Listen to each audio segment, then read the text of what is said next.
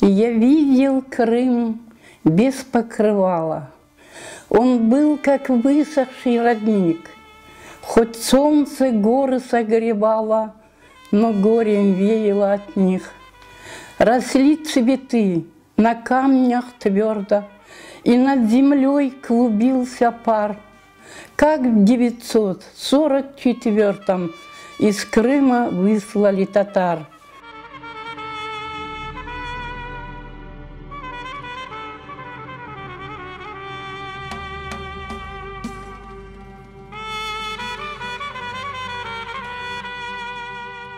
Дорт бала едік, сабақ ашамая отырттым. Екі солдат girdi. Бір солдат автоматымен сразу en büyüğünü 14 yaşında azbarayı deyip çıkardı. Üç balay anam sardım diye korkudan yapacağım bilmeyeyim. А bu bir солдат автоматмен на лепешке показывает, на масло, на муку на столе, мол, возьми. Anam korkusundan yalan ayak, yalan baş elini alıp çıktı işte o mektebin yanına. Пока машиналар gelince ağam kaytıp gelip eve bir dene kiyis aldı oturmaya. Вот, öyle de çıktık yola.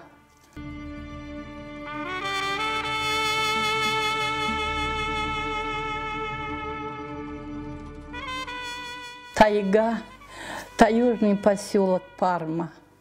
Кругом лагеря, стаи волков, морозы 40-45 и снег 1,5–2 метра глубиной. Живи. 150 грамм хлеба на иждивенца, 250 грамм на рабочих. Бірінші учил пек қиналдық. Бабамы алdılar сразу, как изменник Родины.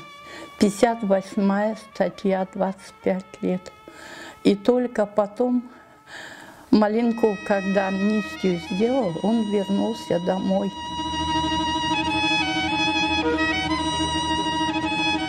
Geldim Бразбара, хотела попросить что-нибудь. Смотрю, две женщины. Одна нога надоела полное ведро молока, начерпнула кружку, выпила. А я говорю, ручками показываю, мне тоже дайте. Она говорит, вами волков кормить надо, уходите отсюда. А вторая женщина говорит, виноватый отец, мать, а дитё при чем?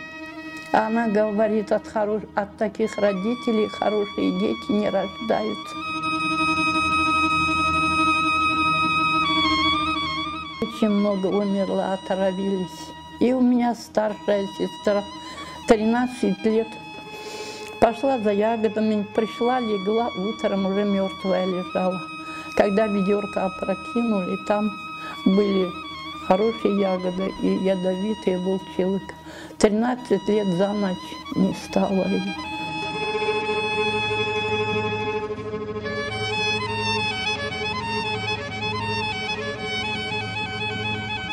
Такой половик был, киіз, юнден yapılmış, bir адам geldi. И он говорит, я заберу сейчас это у тебя, отцу говорит. Отец говорит, дети на нем спят, укрываются, они замерзнут, умрут. Он говорит, сытые дети не голодуют. И на утро под окном послышался, как лошадь ржет. Отец открыл, а там этот мужчина стоит, 2 мешка овса выгрузил в окошко. Отец спросил, а ты кто такой? Он боялся, потому что за одну картошку сажали людей. Вот. В колхозе работали, если вечером найдут где-то картошку или что, сажали людей. Он боялся.